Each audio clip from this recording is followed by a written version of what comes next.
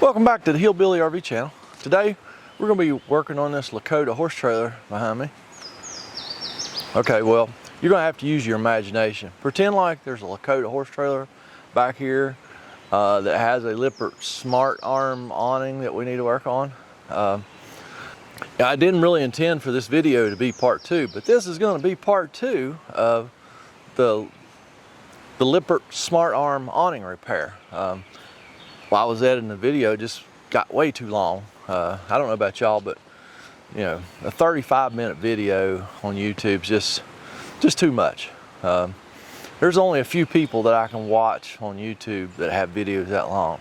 That'd be Eric at South Main Auto, and even Wes at Watch Wes Work. I could watch those guys all day long. And even Squatch, he does restorations on antique farm equipment, mostly Caterpillar, and I could watch those three guys all day long. So, but me, I'm just not as interesting as those guys, and I'm probably not even as good looking as those guys. So, yeah, I like to keep my videos, you know, not more than 20 minutes long. So that's why there's going to be a part two to this one. All right, I want to mention I'm going to be using a torch later on in this video. It's a butane torch that I bought from Amazon, paid full price for it. This is not a sponsored video, it's just the fact that I really hadn't used that torch much since I bought it until this job. And I was really impressed with the torch. It done a fantastic job. I just want to let you know, this is not a sponsored video, okay? Welcome back. So it seemed like it's been a month. Well, it has been. It's 3 days shy of a month. It took us 3 weeks to get parts. And because the lady got the parts straight from Lakota, and then it took us a week to wait on the weather to be fit enough to come down and get this awning finished up, I hope. Let me show you what we got. Got a new wiring harness, and we got a new, it's going to be the control box. There's where our pins were crowed off that other one, and there's the connector that goes in there. So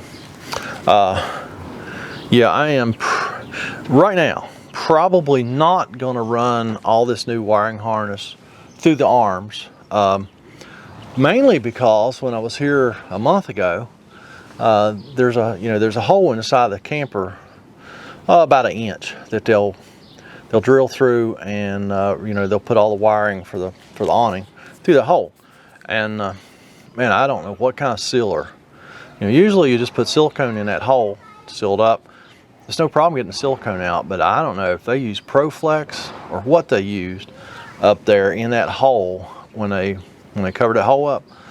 But that is not wanting to come out of there. So I'm going to try to avoid that if we can. If we can't, we don't have no other choice. We will just have to change all the wires. But hopefully we're just going to go in here somewhere and lop all these off. I got some, we're going to solder these wires back together. I got marine grade heat shrink to heat shrink them with, and should go real well. So that's how we got it planned. Plans don't always work out. Let's see what really happens in the real world. But let's get started with it. I'm gonna run that awning out a little bit. So there's our bad connector. It's got a pin or two that's broke off up in there. This little plastic doodad slips out of here. Gives us access to this wiring. So we're just going to take these one at a time. Seems like everything should be pretty self-explanatory here. We've got both these cables have the same color, black, red, and green. But we'll just the red and the black actually come up here and tee into this. Must be the main power wires. Our new harness is exactly the same, so those are easy to keep separated. And so yeah, just like I said, we're just gonna go like up in here somewhere and just redo all this. Try and make it about the same length so that it plugs into the box good, and everything's out of the way and not too long and all that sort of thing. See, here's our new harness, and like I say, they did the exact same thing on this harness. They tied into this red and black wire here in this cable. So yeah, as long as it's not too bad getting this sheath off this cable, this should go pretty easy. So I guess we're gonna see that first. Yeah, it's gonna be a little bit of fun getting these cables skint back here, because they got a really good insulation sheath on this. So gonna have to use a little surgical skill here to get these things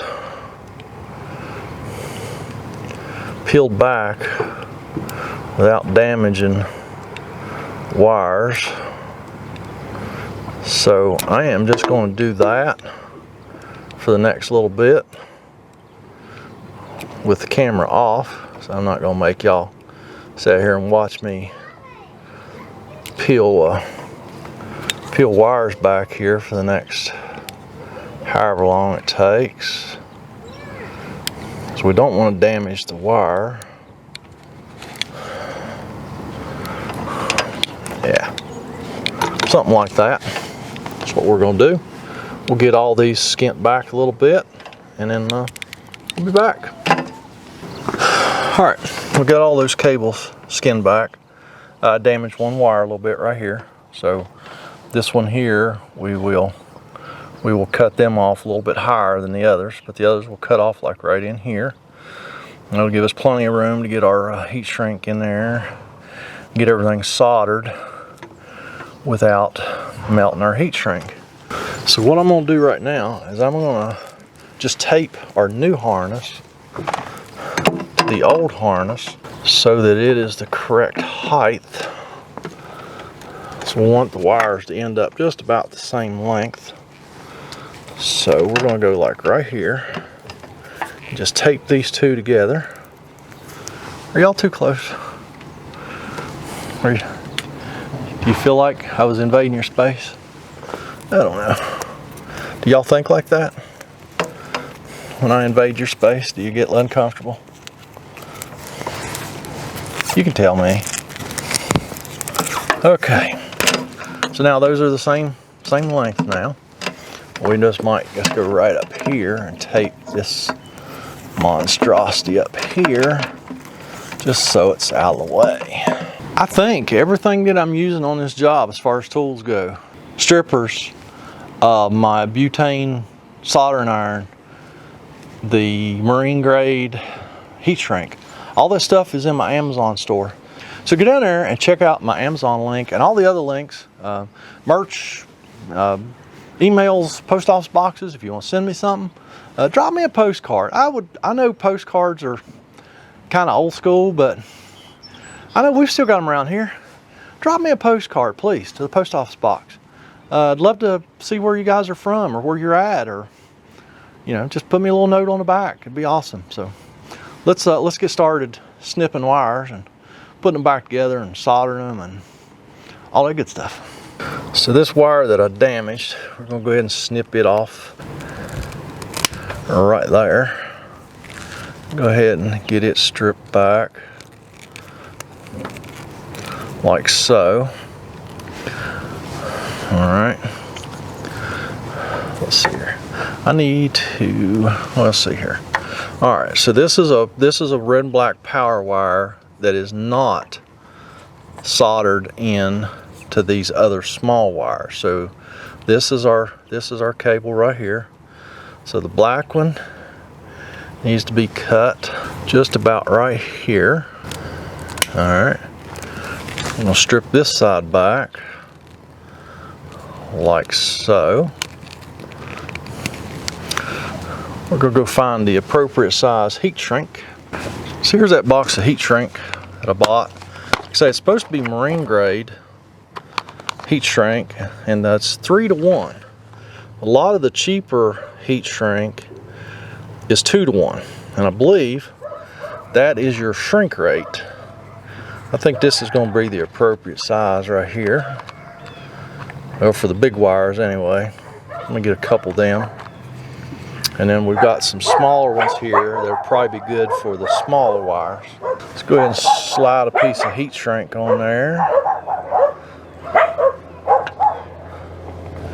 And then we're going to twist these wires together.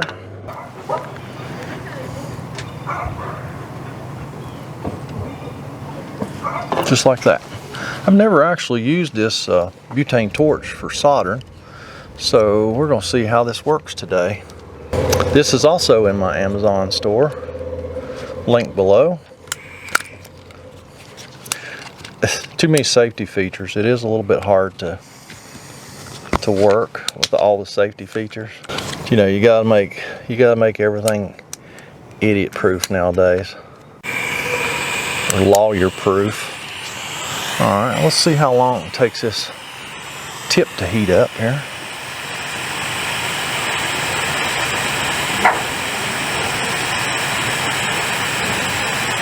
Get this tip tinned.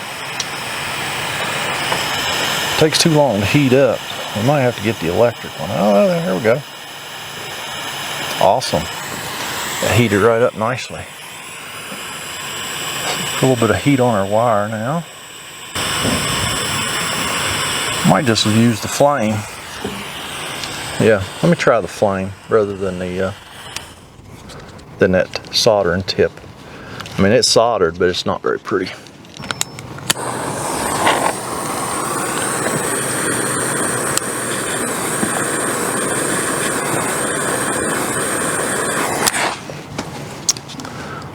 That worked pretty well, just using the flame rather than the soldering tip. It's not quite as precise, but well, you'll have that. I'm just going to go ahead and slide that heat shrink up there where it needs to be. And then we're going to cut the power wire. We can cut it off a little bit longer if we want to, so everything's not right together.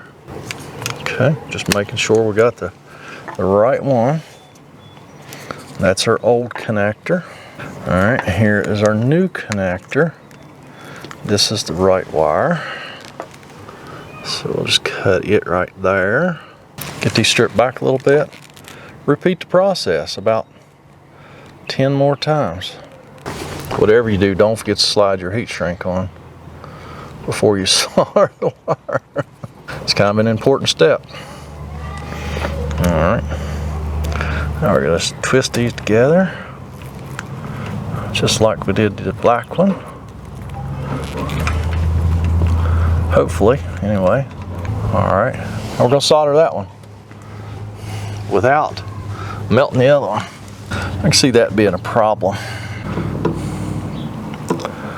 without melting any of the other wires. That's the ticket. I can see where this might be made a little bit easier if I had made some alligator clip holding apparatuses. There's all kinds of stuff on YouTube to show you how to do that. See how this works, just the torch, just the flame. It does get hot.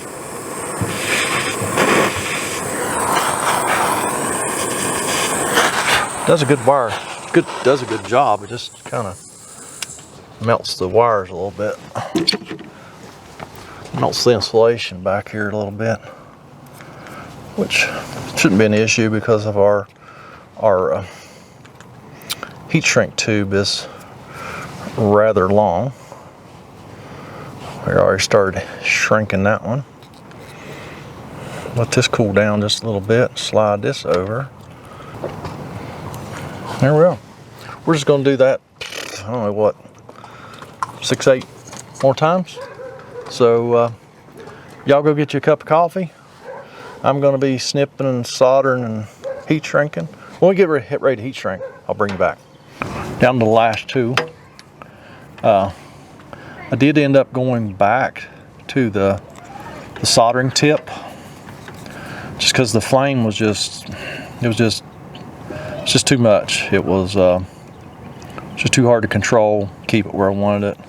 Afraid it was going to burn up wires that, you know, I didn't want to burn up or something. So like I said, we ended up going back to the soldering tip. Works pretty good. I'm sure it would work a lot better indoors than it would be outdoors on a windy day like it is today. But it still does okay. And be honest with you, today is the most I've ever used that torch. I'm pretty impressed with that torch. It heats that tip up, you know, really quickly, I think. And what I'll do is, what I've been doing is getting like 3 wires stripped and ready to go, and then I'll fire the torch up. Don't take very long to heat up. I'll show you. Heat it up, put the lock on so it stays lit, and this is real time. There's no editing going on here. And like I say, it is a little bit windy today. There, it's already melting the solder. So let's go ahead and start heating our wire up.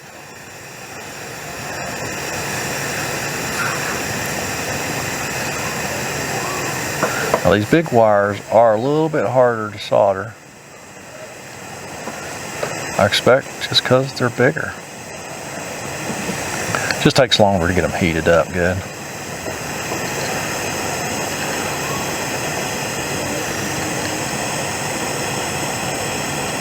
There we go. Took it. Now I'm just going to leave this lit and set it down over here because it comes with a base.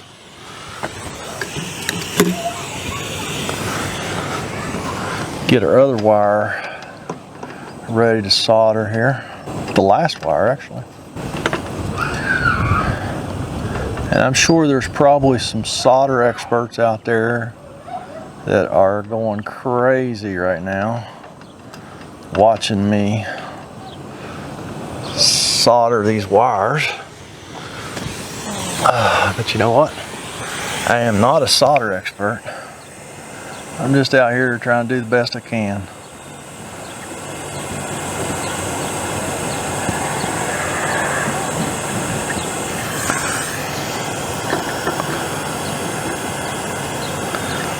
So that tip was nice and heated up that time. That's a Lexavon butane torch. I like that little torch. We're going to use it for the heat shrink too. And amazingly enough, I didn't even forget to put in my heat shrink on before I soldered the wires. So, man, this is a good day. This Lexicon torch comes with several different tips, and one of them is a shield, kind of a wraparound shield for doing heat shrink tubing. So that's what we're going to do next. Let me switch over without burning myself here. Cut y'all off, let that stuff cool off a little bit, and switch over to the heat shrink hickey majigger thingy, and be right back. Got that tip switched over. Make sure these all look like they're soldered good. Get our heat shrink tubing slid down. That one's a little snug, but it made it. Should have went one size larger on that one. It's a good thing I let them cool good before I tried to slide it over a bit. Yeah, I definitely should have went one size larger on those 2 wires. I got it. Now we are ready to start shrinking some tube. Make sure everything's still positioned right. Here's that little shield thingy. It kind of just wraps the heat all the way around or whatever. I don't know. I'm not a soldering expert.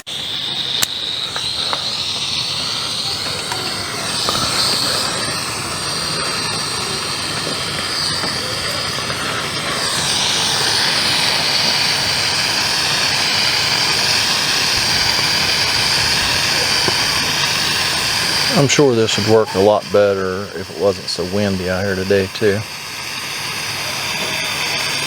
Ouch. Torch gets hot. Surprise, surprise, right? Ouch. Still gets hot. Oh man. After that shield and stuff gets heated up, it really works well. Wow. I'm pretty impressed. You can hear it's pretty windy out here. It's blowing the flame around on this torch. It is not blowing it out. Just kind of interfering with it a little bit. Man, once that thing gets heated up, that does really well. I had actually tried to use the, well, I didn't try, actually succeeded. I used this heat shrink shield once and wasn't overly impressed with it, but it's working fantastic today. Well, all right, there you go. And you can see the adhesive oozing out the ends of the heat shrink tubing, so that means it's a good quality heat shrink tubing. Everything looks good. Now we're gonna, let's plug it in and try it. Got this thing off. Lexavon. Pretty impressed with this thing. First time I've ever soldered with it. And I've had it for a while, but just never used it much till today. So if you need one of these, go check it out. If you don't need one, don't go check it out. Simple as that. Not forcing y'all to do anything, right? All right, let's plug it in, see what happens.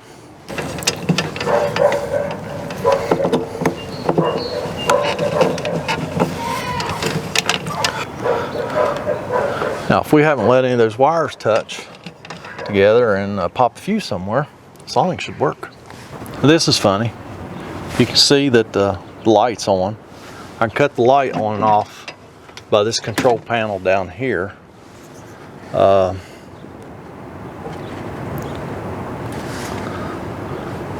right, lights are off, lights are on. I can move the awning from out here, extend, retract, but my switch is inside. Pop a fuse in the power distribution panel. So if you'll remember earlier in this video, there was a wire loose back there behind those switches. Assumed it was hot wire, and thought I probably knew which one it was. I took it back out of that connector, and it didn't make a difference. So I don't know. There's just something going on with the switches inside, because I can't cut the lights on and off inside. And like I say, when I try to extend the awning inside, it does nothing. When I try to retract it, it'll pop the fuse. So I didn't know. Well, while I went in the house to get her to come out, talk to her about this, my camera blew over again on the tripod, and it jacked it up this time.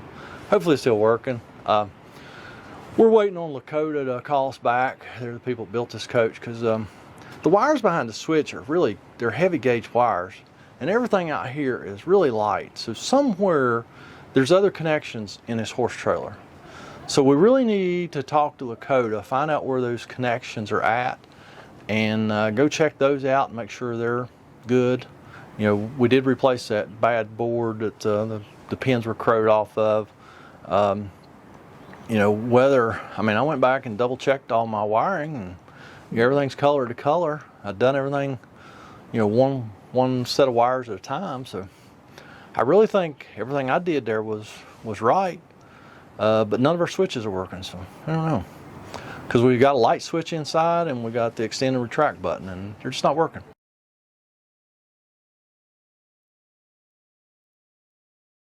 All right, that was my bad. I actually got 2 of those cables, had 3 wires in each one, red, black, green, red, black, green. I got those 2 cables mixed up. I don't know how I did that, but I did.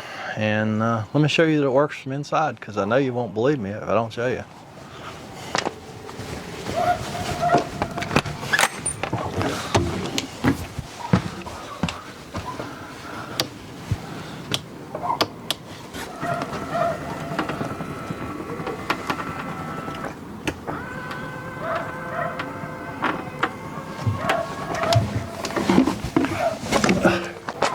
So there you go. I just got to silicone that hole back up there. We're gonna put silicone in it. We're not gonna put what they put. So. And you know, a long time ago, somebody very wise came up with a saying, hindsight's 20/20. I don't know who they was, but they're very wise. So totally true. All right. If I had this repaired to do over again, I would have went in and dug that sealer out of that hole first, and we would have just run in and replaced the cables, and then I wouldn't have got those two cables mixed up. But you know, that sealer that they use in that sealer that Lakota uses in that hole up there, it's ridiculous. I don't know what it is. It's some kind of sealer. It's very dense and it's very tough. I mean, it's insane. You know, silicone works fantastic in those holes. It seals the hole. If you need to take it out, you can remove it. But that's why I was resistant to replace the cables, because I didn't want to dig that out. Then after I replaced just the connector, got those cables mixed up and kept popping that fuse, the customer just took it on herself to call Lakota. Maybe she didn't trust me or whatever, but she called Lakota. Service guy's like, oh yeah, you got a short right up there. You know, dig it out and find that short. So I went ahead and dug it out. There was no short. Found the wires mixed up that I had done. And so, like I say, I had to dig that out, and I ended up digging that out anyway. So I wish that I'd just done that from the get-go. Life would have been simpler. And blah, blah, blah. You know how it is. But anyhow, yeah, hindsight, it's 20/20. That is going to be absolutely it for this video. Thanks for watching. Just thank you. I really appreciate all the new subscribers, and you know, just keep coming back. Y'all have a fantastic day.